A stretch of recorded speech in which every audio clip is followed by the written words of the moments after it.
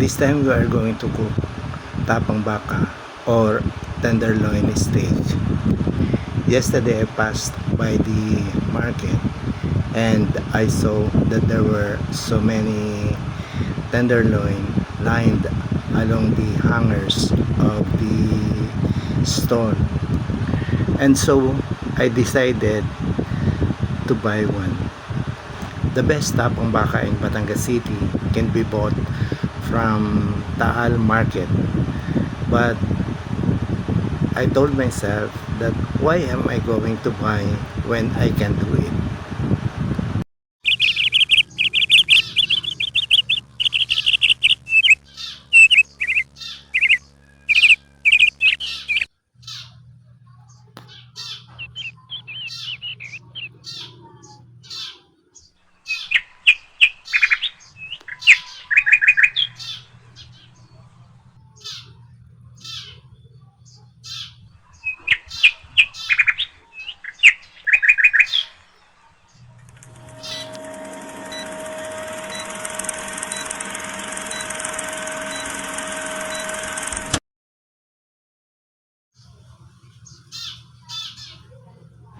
Why should I buy this already prepared tapang baka when I had the slightest idea that maybe I can do it much better according to my taste?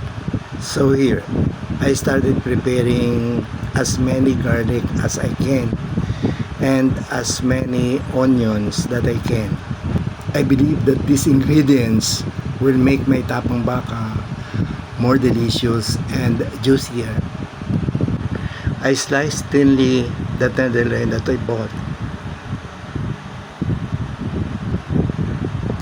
This was how I prepared the marinade of the tenderloin that I'm going to cook into a steak.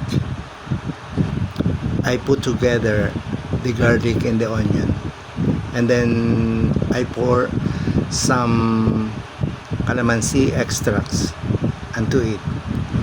Calamansi extract, as far as I believe, is more delicious than ordinary vinegar.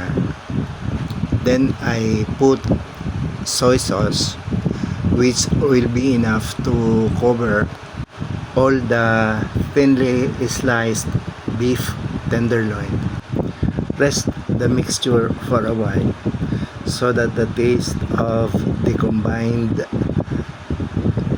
calamansi and soy sauce will be retained in the onions and garlic. This way we will be able to smell the rich flavor of the mixture when we fry the tenderloin steak. Then I'm going to add the oyster sauce that will further enhance the flavor of the mixture. Add more ground black pepper, which will enhance more the aroma of the marinade. The more the ground black pepper is, the tastier it becomes, and it turns more aromatic. Then add brown sugar to balance the taste. Stir thoroughly until the sugar is dissolved. Have a quick taste of the mixture in order to know which ingredients are still lacking. Like this one, I discovered that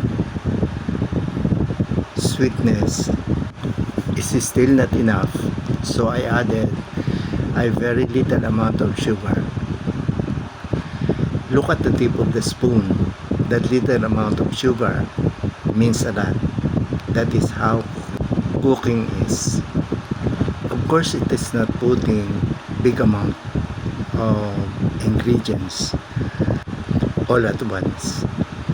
It should be gradually so that you will be able to balance a very good taste of the recipe.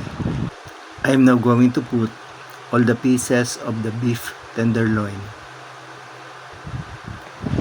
And then afterwards, I'm going to put the marinade evenly in all the pieces of the beef. I'm going to make it sure that all the pieces are covered by the marinade.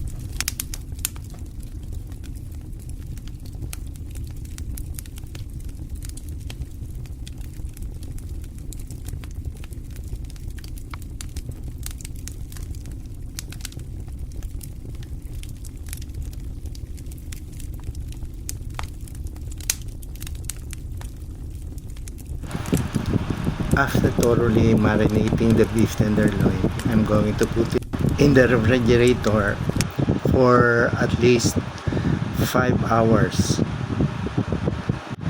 to avoid being very fatty, and also to make the beef more tender. I used water instead of oil in starting to fry it. Later, when the water subsides, I'm going to put a little amount of oil.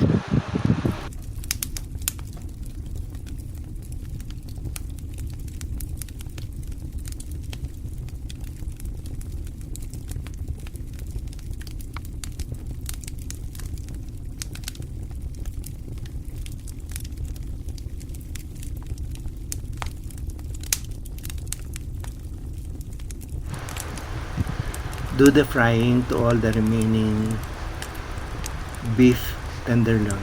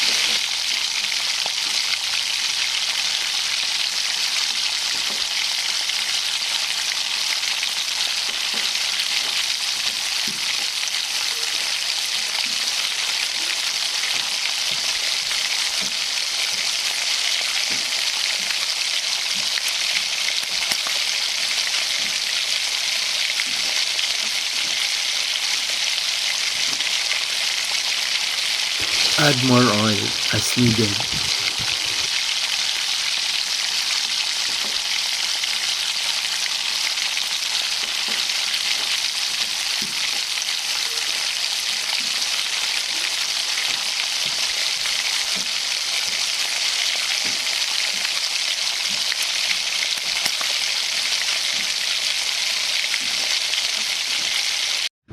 Our fried beef tapa is done and is ready for serving. Allow me to use this opportunity for sending you my greetings and my heartfelt gratitude for continuously supporting this channel. I wouldn't have gone this far if not because of all of you. Thank you very much. God bless everyone.